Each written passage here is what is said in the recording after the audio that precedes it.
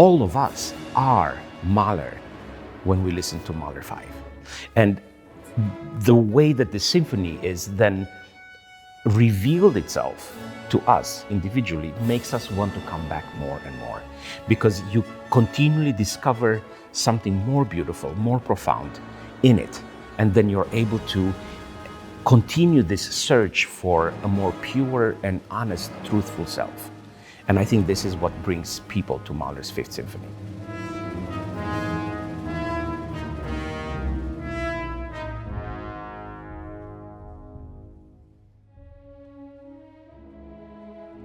I find so much of Mahler's own life and psychology in this symphony.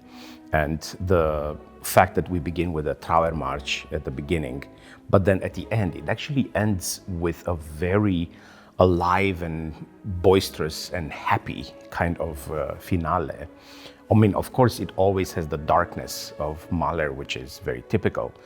And we know that at this time in his life, he was very much on a high, Mahler, and it's reflected in the symphony as well.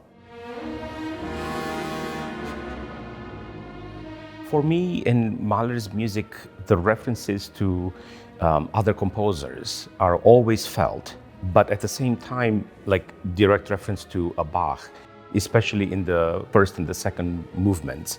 So in the first part, we have these incredible references to the most serene, beautiful, soft, intimate chorales, and the way that they are put in context by the brash, funeral march, or the Sturm of the second movement, and percussion, and then all of a sudden you're in the middle of this incredible opening.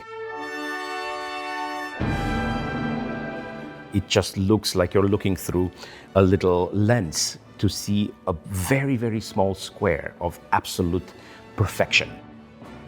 And this is a reference to Bach, because Bach does this in his music as well.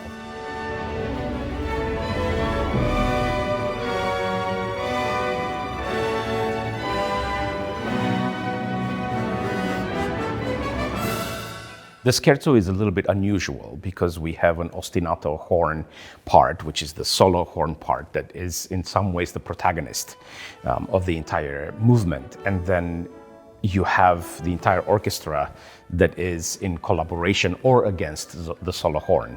And it's amazing actually, because so typical of Mahler's music, you have a scherzo that is actually supposed to be both ironic, it's sarcastic at times, but it's really pure and beautiful at times as well. So it has these characters that shift quite quickly.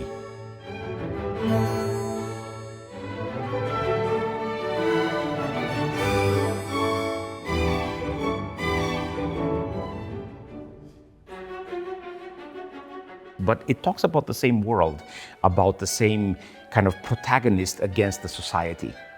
And I think it's such a beautiful representation, again, a very personal image of how Mahler must have felt. Because while he was at the top of the world, really, in Vienna, he was, one of the most respected conductors. He was the music director of the Staatsoper. He was never accepted in the society. And Mahler fought his entire life with this. It was, both his background, his religion, where he came from, all of these things that he could not change.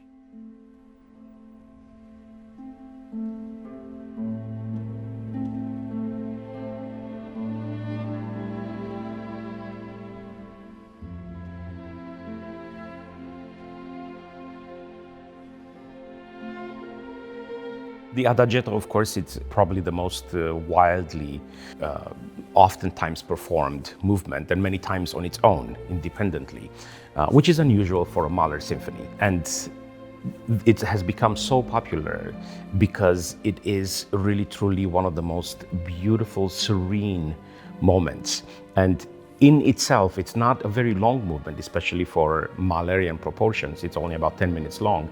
But in itself, it's a complete universe, because you start from the softest moments possible with this really beautiful, peaceful, sort of meditative melody that then starts to transform, and it becomes more tumultuous, and it becomes more passionate, and there are so many things that are starting to happen, and it gets to the point where at the end it's a huge scream, which could be a huge outburst of love or could be a huge outburst of pain.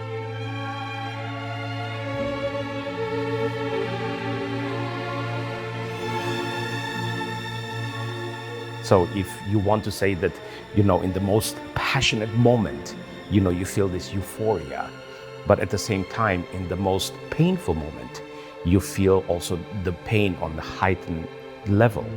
That is what this movement is. And every one of us can identify themselves within this movement. For me, the Adagietto is a very, very late at night, laying in my bed, listening to my inner voice and to my inner music after the concert is finished.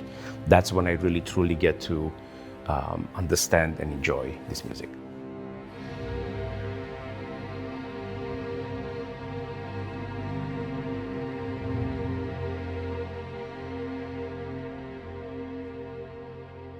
I don't know any other composition that feels closer to what conducting my own music would feel like. It feels like it was born out of my own hands. When I conduct Mahler 5, it's not a story about Mahler.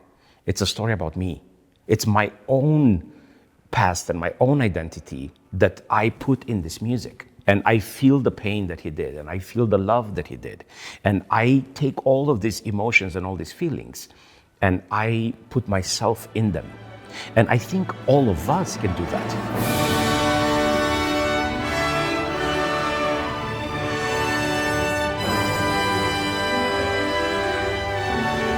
For me, what is really amazing is Mahler prepares the listener for the very, very final climax. The very final chorale that, the trumpets are at the top and the entire orchestra is playing. And if you listen carefully throughout the entire symphony, he creates the gesture that leads to the final moment. He creates this gesture and brings you there and then goes in a different direction. And then creates the gesture, takes you in a different direction, and does this many, many times to build the expectation. And then the final time when it finally arrives at the end, you arrive there, and then he abruptly ends the movement.